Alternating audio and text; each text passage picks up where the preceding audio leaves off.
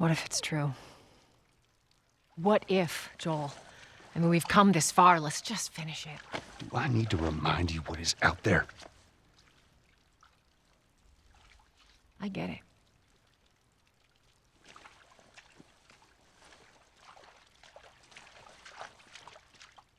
Hi, welcome to CVG's review of The Last of Us. I'm Tim Weaver. I'm here with our reviewer, Andy Kelly. Hello, Andy. Hello. Andy, you've given it a massive 10 out of 10. Tell us why you love The Last of Us so much. Yeah, it's actually one of the highest scores I've dished out for a game in a while. Now, I'm a big Naughty Dog fan, but I thought Uncharted 1 and 3 weren't great games. I thought 2 was approaching a great game. But this is Naughty Dog's first really properly good game. Right, okay. Yeah. So obviously the comparisons to Uncharted are only because it's their biggest game, and it uses some of the same performance capture technology. But this is a much better storytelling platform for Naughty Dog. They always felt hampered by the sort of the difference between Nathan Drake, the charming adventurer, and Nathan Drake, the mass murderer. Yeah. And so there was always that kind of dissonance there. In this, they've created a much more understated, subdued kind of world with an atmosphere and places akin to The Road. Right. It's kind of like a checklist of a lot of great post-apocalypse fiction. Yeah. But it does have its own feel. It doesn't feel derivative. There's a lot of moments here that you might expect from a post-apocalypse zombie type game. Although I'm loath to call them zombies because there's a different spin on it, and that they are humans infected by this cordyceps fungus, which is a thing in nature that parasitic fungus that takes over insects and controls their mind, and it's like a horrific, stranger than fiction type thing. And this world imagines, what if cordyceps fungus could infect humans? And so that's what's caused this apocalypse and North America to crumble. But then it's also the script and the story really stays away from cliches, which is really impressive. Like, the most impressive thing about this game is the storytelling and script and characterization, because when you're playing a game, your brain is sort of shaped, your expectations are shaped by years of playing generically written video games with that kind of video games writing, where you go, well, I knew that was going to happen. This really plays with your expectations, where you'll be expecting the thing to happen, and it probably won't. It never betrays how harsh and brutal this world is.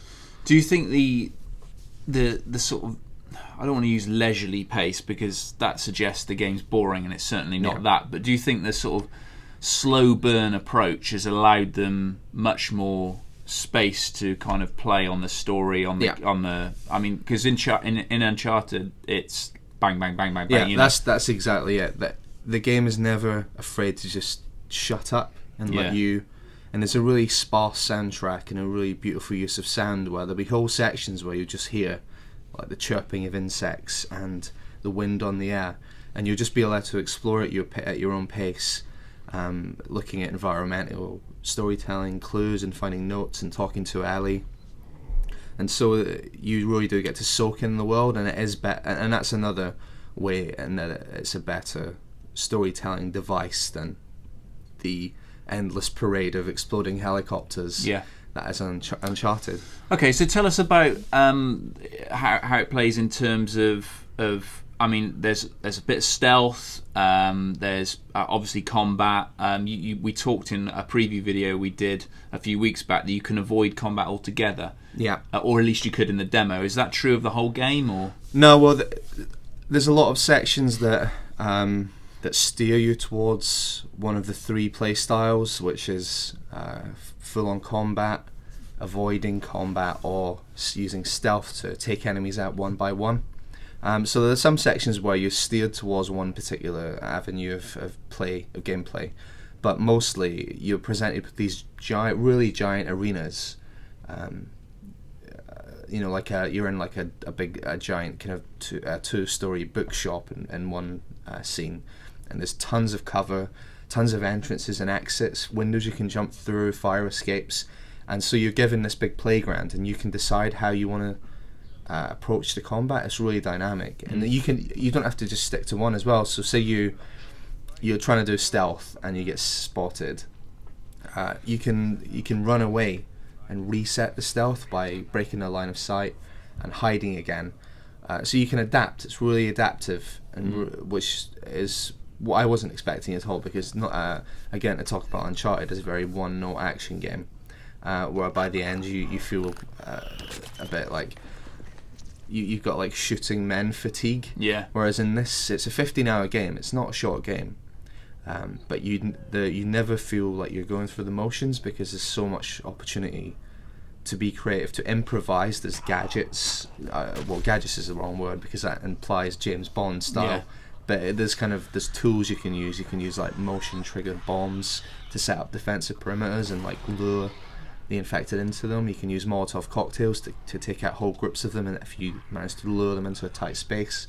And there's tons of just ways to to play around with the combat. It's really dynamic and sort of varied system. One of the things that seemed really impressive in early previews we saw of the game was that the combat, especially against fellow humans, seemed like literally life and death. I mean, Yeah. you know, there was that real feeling that at any moment it could really go bad for you. Is that still true? Yeah. Well, combat isn't something that you want to like you charge into and you revel in, because it's really hardcore. Like if you get spotted by a group of enemies, be they infected or humans, then you're in for a bad time. So you want to play smart, but sometimes you've got no choice but to Engage. break out the melee combat. But the melee combat is brilliant. Like Right. probably the most satisfying and physical feeling sensation of whacking a guy over the head with a lump of wood. Like you really feel it. The melee weapons, there's like steel pipes and hatchets and machetes, and you can like upgrade your. Say you've got a steel pipe, you can like sellotape a pair of scissors on the end and like whack it into their head, and it's really gross, and the blood effects are really like it dribbles out of their nose, and it's the stains spread out on their clothes and stuff. It feels really in video games, the combat is kind of like, it feels like a movie, when they punch and it's got the smacking sound, and it feels like a stage fight. Yeah. Here it's got that, the camera slightly zooms in when you're fighting, and you can see the sweat on Joel's head, and you can see him straining, and you can see the enemy like gritting their teeth and trying to escape, and it feels really physical and violent. Yeah. And it's really ugly. The combat's ugly, and it's something you don't really. It's not like again, to talk about Nathan Drake, who like machine guns a lot of Russian mercenaries and like does a one-liner. Yeah. Whereas Joel, he's just a normal guy, and he doesn't want to be choking hundreds of men out. So tell us about the relationship between Joel and Ellie. I mean, does she prove a pain at any point, or is she quite well? Well, this is kind of the thing that really holds the game together, and that their relationship, it's all about them. Like the best post-apocalyptic fiction isn't about what happened to the world, it's about the people in it. Yeah. And so Joel and Ellie's relationship works on two levels. It works in terms of story and in terms of gameplay. In terms of story, they are really interesting characters, and Joel has a sort of moment in his past which is really shocking, but I won't say anything about that. But that kind of shapes his personality, and he's really closed off and kind of brusque and practical, and like a no-nonsense sort of guy. But he has a kind of warmth to him. He's got a sort of Texas drawl, and he's really likable. But the more time he spends with Ellie, you see him kind of opening up a little bit. And it's really interesting. He actually goes on a journey as a character. Like video game characterization is usually really one-dimensional. He's a guy who's really good at something. He faces some danger and he overcomes it, and there's no sense of like moral greyness or growth. Where Joel is genuinely an interesting character, really well written, really well acted, by Troy Baker, who recently played Booker DeWitt, and he sounds totally different. He plays it totally. He's a really versatile actor. Ellie was born after the outbreak, and so she's the complete opposite of the shrieking little girl who needs your help all the time. She's barely even phased by the sort of madness around her, because to her, it's normal. Yeah, and there's a really great moment where you find like an abandoned ice cream truck, and she says to Joel, "What the hell is that?" And Joel explains it, and she's like, "Wow, man, you lived in a weird time." Yeah. So to her, like, you know, fungus-headed monsters is just the norm. Is the norm, yeah. And then you see her growing as well, where she starts to look up to Joel, and starts to mirror his personality, and you'll see her trying to be more like him. And within 15 hours, they go on a journey in terms of character building, and they change. And it's not always, and it's not in a hokey. He learns to love again, and she finds a father. But she never has, It avoids all that, Right. all that stuff, and it is some really. It's hard to explain without Yeah, you don't want to spoil spoiling anything. specific moments, but there is some really interesting character stuff in here, and it's very rare that you talk at length about characterization in a game like this, but it is really crucial to it, and it does inform the action where you care about the characters, so seeing them in these terrible, brutal fights is really quite, affecting you. Yeah. So, summing up on a couple of things then, Andy, there's also a multiplayer mode, which tell us a bit about that in terms of why you haven't really talked about it in your review. Yeah, well, there is multiplayer, which seems, it doesn't need it really, but that's modern video game production. You need to get multiplayer in there so after you finish the story, people won't immediately trade it in. It's like it has elements of Uncharted multiplayer. It sees two factions, because as you in the single player you meet a lot of different factions. There's like military, police, and there's different groups of bandits and survivors, and the multiplayer sees these guys fighting each other, in the ruins of America, and it uses a couple of locations from the single player. But yeah, Sony done a couple of like small press events to play it, but I'm gonna wait till actual people are playing it, and it's it's out in the wild. Test it out in the real environment. environment. So we will have multiplayer, similarly in-depth multiplayer impressions once it's actually out in the wild. Okay, so summing up then, Andy, give us your sort of overall impressions of the game, and it sounds pretty obvious that people should go out and buy it, because you've been so impressed by it. Yeah. Your review backs it up. Just sum it up for us. Well, it's a really good survival game. There's crafting and scavenging for materials, so it's a good survival game. It's a great horror game.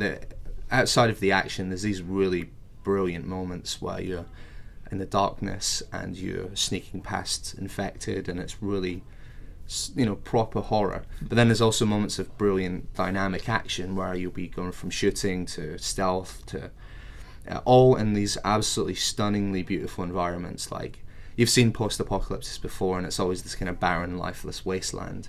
This is like bright and colourful as nature is sort of reclaiming the cities, and the scenery. That's part of the fun of the game, is just seeing the next amazing bit of scenery that's going to throw at you. The story goes across seasons, so you see the weather shifting, and there's some really amazing rain effects and weather effects, and so there's very few complaints about it. I mean, briefly, the only complaints I have about it is there are a couple of kind of set PC moments where it kind of yanks you out of the game a little bit. Right. By, like, this is a set piece where you're strung up in this trap and you're given unlimited ammo, and it just feels a little bit out of sync with everything else.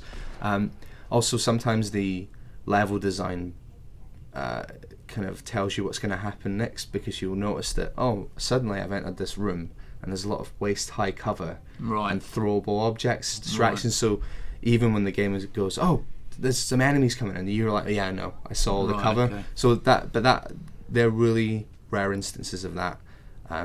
Mostly there's very few legitimate complaints I have about this. Everything is really polished. The production values are super lavish. The length is perfect. Like, it never outstays its welcome. Plus, I was really sad when it ended. I can't remember the last time where I was playing a game and the end was approaching and I was genuinely like, please don't end, because it really does keep surprising you with new story moments. To talk about the best moments would be too spoilery, so you're just going to have to play it and enjoy the ride and the surprises that they throw at you, because there's some really, really amazing moments in here. There we go. Hey.